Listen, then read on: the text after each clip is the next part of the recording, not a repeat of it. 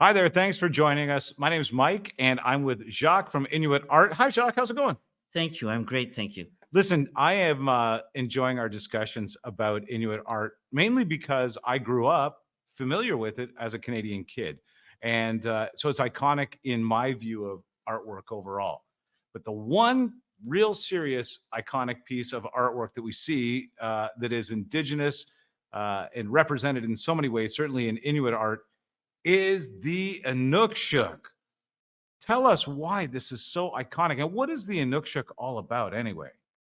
Well, the meaning of the Inukshuk basically is they use them as markers up in the Arctic to be able to travel from one village to another or travel from one village to a hunting ground or a fishing area.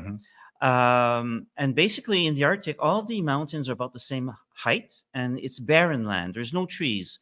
So you can actually get easily lost. So by building the Inukshuks on top of the mountains, it gives the Inuit that are traveling direction. They build them to be about 8 to 10 feet tall with boulders, and they put them on top of the mountains. And as you're traveling from one area to another, you actually just follow the Inukshuks. And these monoliths, well, they really do look familiar because they look like human beings. It is built to be like a man, so you can recognize it from far away. Jacques, why are the Inuit artists carving Inukshuks? Like they're more famous for creating representations of animals, no? Yes, you're right.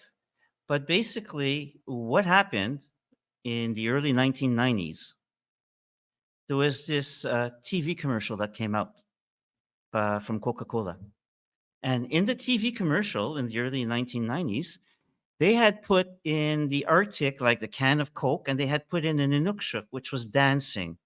And that's what started the craze of Really? actually Inuit carving Inukshuk, because that Coca-Cola commercial actually created market demand.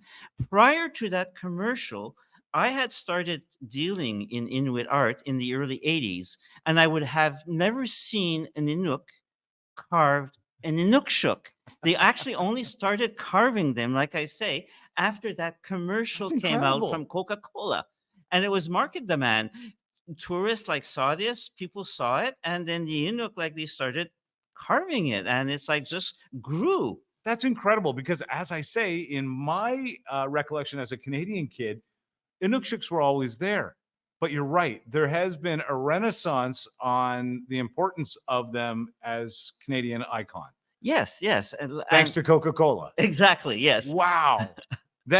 Those guys at Coca-Cola, they did Santa Claus, Inukshuk, and frankly, they did a lot for polar bears, I think, as well in general. These are all very beautiful. Let's talk about these, not just what they're made from, and but also what they represent uh, individually. Some of them are very detailed. Some of them are not. Tell me about each of these. Yes. Well, basically, as I said a little bit earlier, they're used as markers. So basically, someone who's traveling from one village to another, he'll be looking for the Inukshuk on the top of the mountain. Right. So when he gets to the Inukshuk, sometimes he might feel lost and he wants to know where he's going. So they actually have this Inukshuk, which actually only has one arm. So when you actually get to that Inukshuk on top of the mountain, you actually turn your head and look where the Inukshuk is pointing with the arm, and that's the direction that you're going to be going to find the next Inukshuk. It It's tells you the direction. it's kind of fun, isn't it? Amazingly fun. Uh, Amazingly fun. you told me something incredible about this one. Yeah. That just changed the playing field. Yes. This one over here, which has a hole in the center, is basically when you walk up to the Inukshuk, you look through the hole, and there you'll see the other Inukshuk on the top of the mountain far away, and it gives you the direction to travel. That's incredible. It reveals itself. You're going in the right direction. Yeah. It's almost like an action movie. And then there's the other one, what basically is this one here, which is a pile of stone, Yeah. which you'll normally find in the Arctic.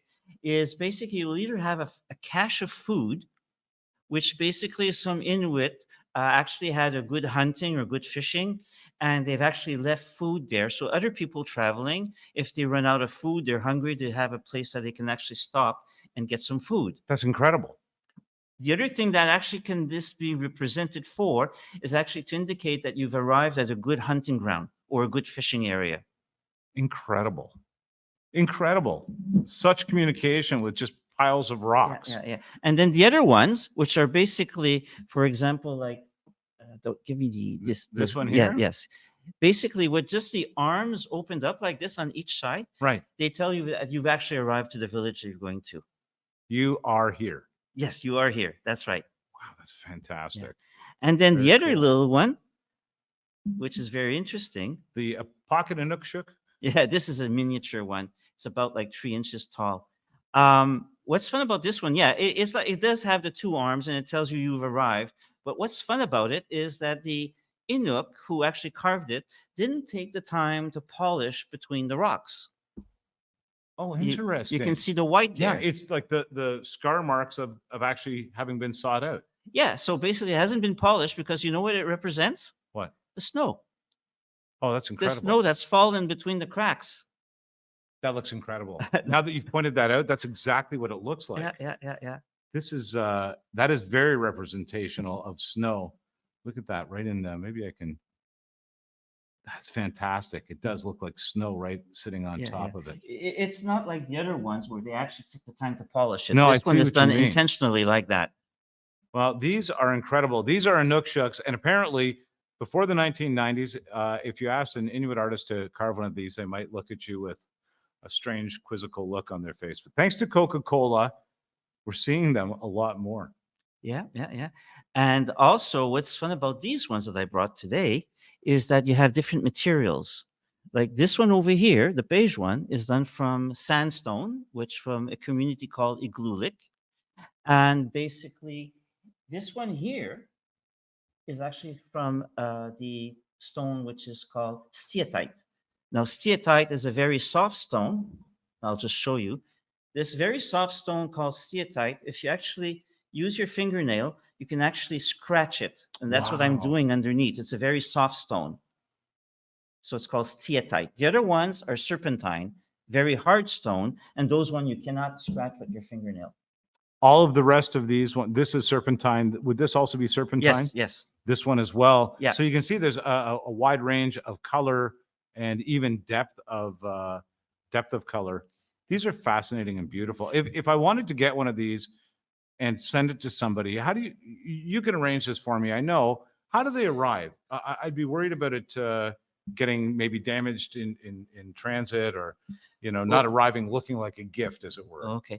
Well, just to answer your question in twofolds, when I get them, I buy in bulk from the Arctics, from the artists up in the Arctic. So I get these in a lot of bubble wrap, and I get lots of them like in a big, huge box, and they're trucked over to me, flew in and then trucked over to me, and then I opened it up. When I sell them to my customers and they're not actually picking them up at the gallery and I have to ship them out, they're actually very well bubble wrapped, put in a beautiful gift box, and then rebubbled into a transportation box.